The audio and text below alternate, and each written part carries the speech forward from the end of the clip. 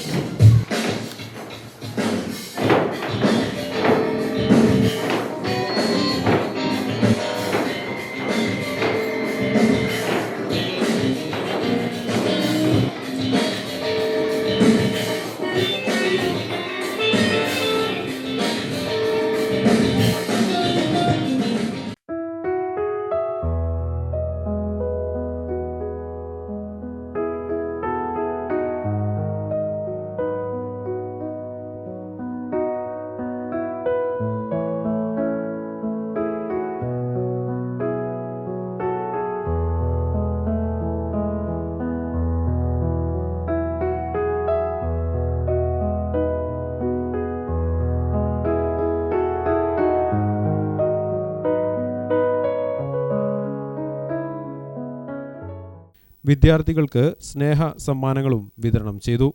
Gramika news, Koothuparamba.